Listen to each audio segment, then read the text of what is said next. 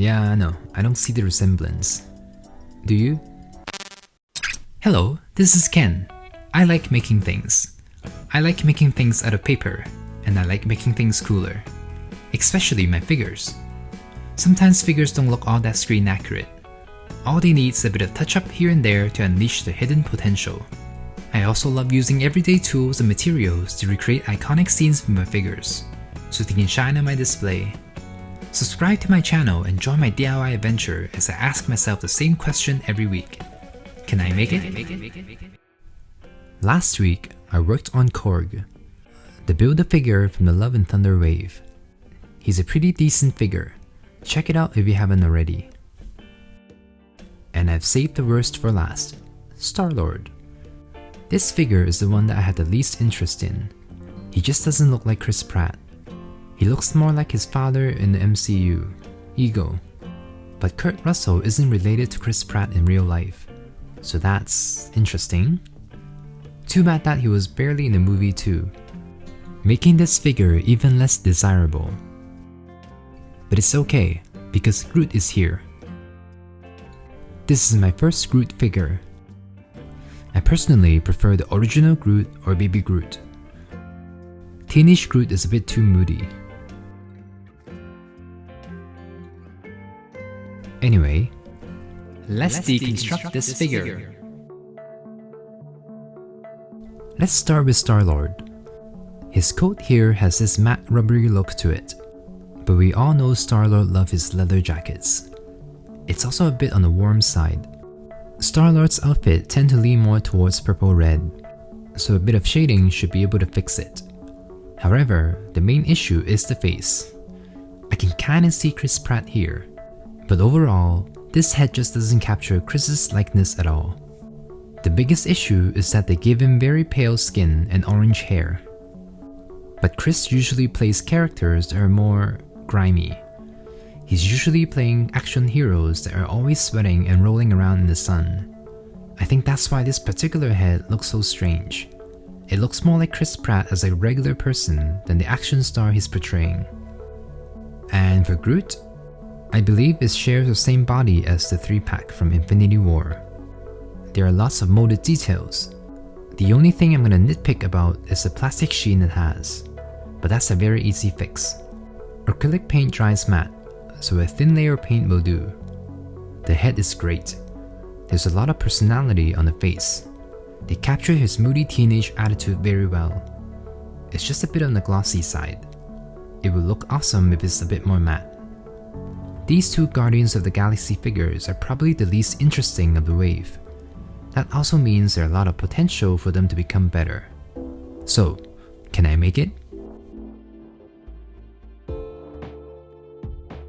Let's start with Star-Lord's coat.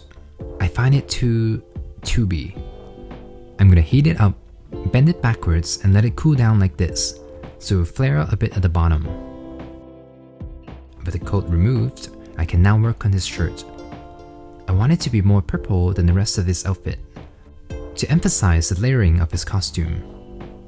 I don't know how to remove the vest thing safely, so I'm just gonna paint the areas that are visible. Alright, now onto the rest of the outfit. I'm gonna rub a bit of red all over the leather pieces. I find the red a bit dull on the figure. I'm also using the same purple I used earlier as shading, to add a bit more dimension to the color. Alright, not bad. I'm gonna do the same thing to the sleeves. I'm adding a bit more purple to make them look darker because of all the folds. Okay, I'm still not satisfied with the vest. I'm gonna add a bit of black to bring out more details. I normally don't like using black, because the color turns muddy very quickly, so I gotta keep an eye on the color. It'd be very difficult to bring the red back out once it gets too muddy. Oh, I can't forget the strap. Gotta make everything match. And Star-Lord's trademark coat. Look how orange and dull the original color is. Let me repeat what I've done to the vest. First, adding a bit of vibrancy to the coat with the red. And then using the purple to add a bit of shading and emphasize the various textures. This will also make the coat appear cooler in tone and less orange.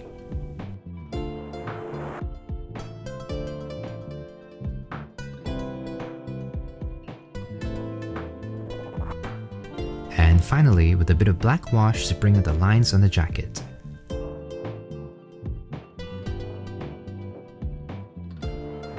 According to the reference images, it appears that the blue stripes on this coat is closer to black in color.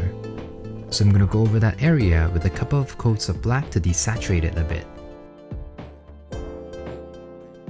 Okay, now I'm going to apply a layer of varnish over it to give it that leathery sheen. Gotta work quick. The varnish dries pretty quickly and becomes goopy. Gotta make sure the varnish is applied evenly over the entire coat. And while that's drying, I'm going to apply the varnish over the vest and the sleeves as well. Next, I'm going to add a bit of weathering to the brown leather pieces by rubbing a bit of dark brown over them. I'm also using the same dark brown to emphasize certain design elements on the coat, like those little straps all over the jacket. I'm also rubbing this dark brown over its pants to get rid of that plastic sheen so it looks more like fabric. I find the entire lower body to be too similar in shade, so I'm adding a bit of black to the patches on his pants, his knee pads, and his boots to visually break up the color.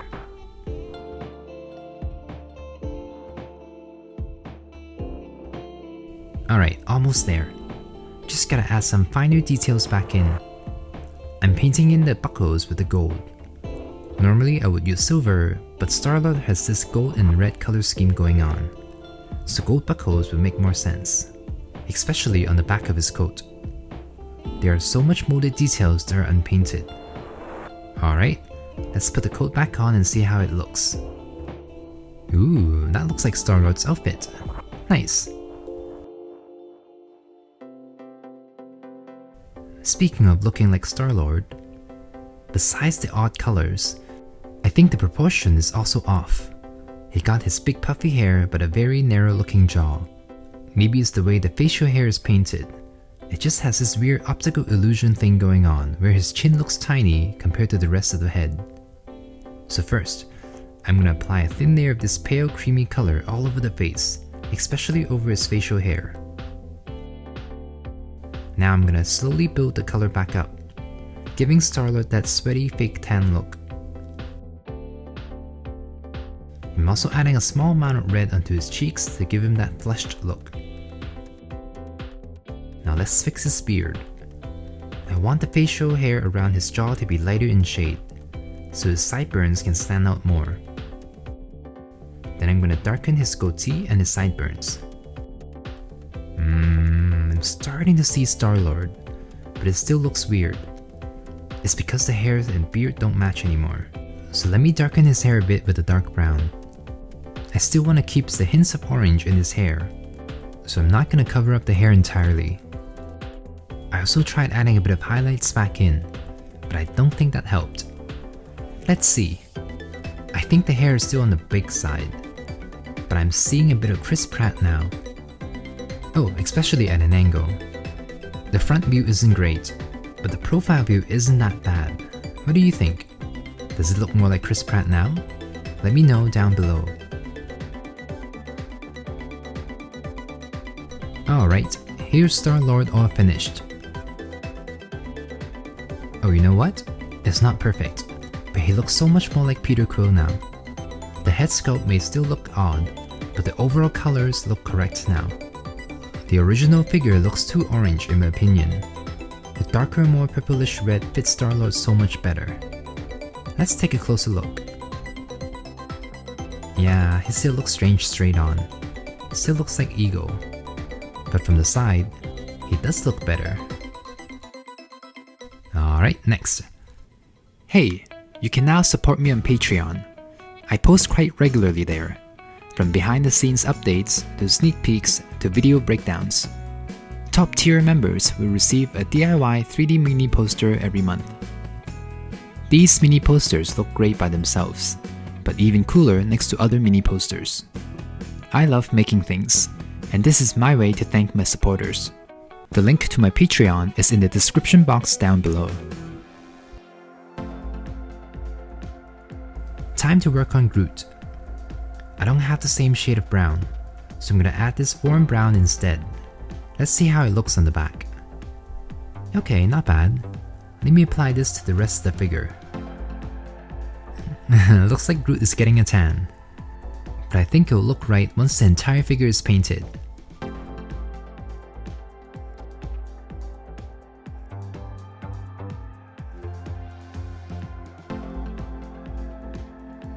Alright, the color is still too flat, so I'm going to use a darker brown to emphasize the fine lines and make the brown a bit richer and more wood-like.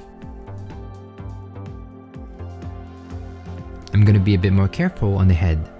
I don't want the head to become too dark.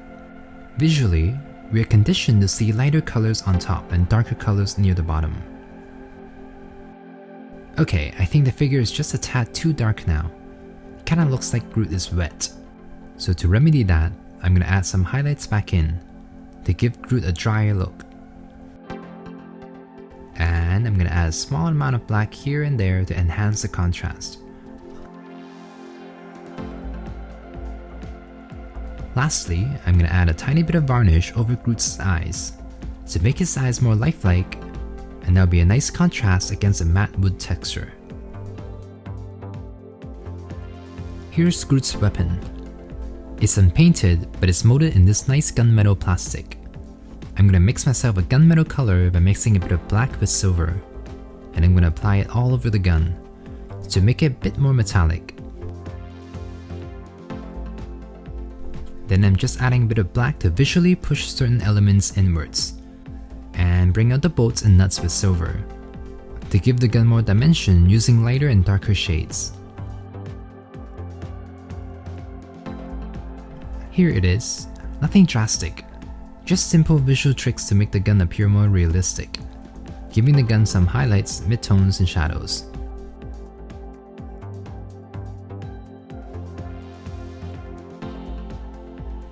And here's Groot all finished. He's now more defined, and the wooden texture looks more believable now. I really like how this turned out. The figure is sculpted really nicely. There's so much fine details, especially on the face. I love it when you can see personality of the character on the figure. Groot has a rather neutral expression, but you can tell he's a grumpy teenager. He's also surprisingly fun to pose. I thought the long limbs would make posing a bit more challenging, but maybe it's because the proportion's a bit slender, he can pull off a lot of weird Groot poses, making teenage Groot very enjoyable to pose. On the other hand, Star-Lord still has an identity crisis. I can't tell if he looks like Chris Pratt anymore. At certain angles, I can totally see Chris, just not when it's straight on. That's when he looks odd. Luckily, he looks so much better when posing with his guns. Probably because this is Star-Lord's signature pose.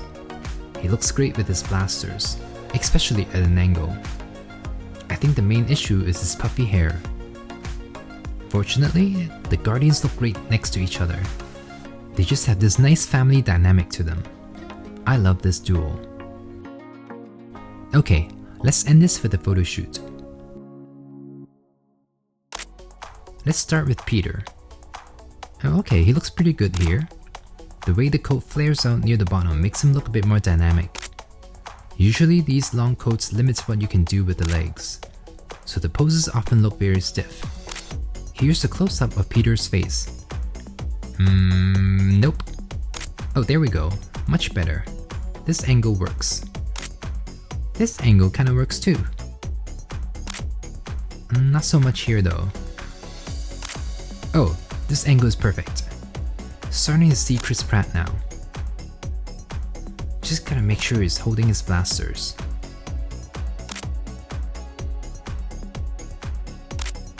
Here's Groot. This looks boring. Ah, there we go. Odd Groot looking poses. I love the face. There's just so much personality in his eyes. And all the accessories are also very fun to pose. It's like Groot has no bad angles. And he has this disgruntled look in every photo. It's kinda funny. Much better than looking bored. Especially when he's paired with Star-Lord. Star-Lord has this cheerful vibe to him, but Groot looks like he just wanna go home. I thought I wouldn't enjoy this pair, since they were barely featured in the movie, but I had a blast posing them. Give this video a like and subscribe if you enjoyed today's video. I'm currently giving away 3 sets of the No Way Home props. Check out the Black and Goat Suit Spider-Man video for more details. The winners will be announced on August 27th. And as always, stay inspired and I'll see you next week. I can make it, so can you.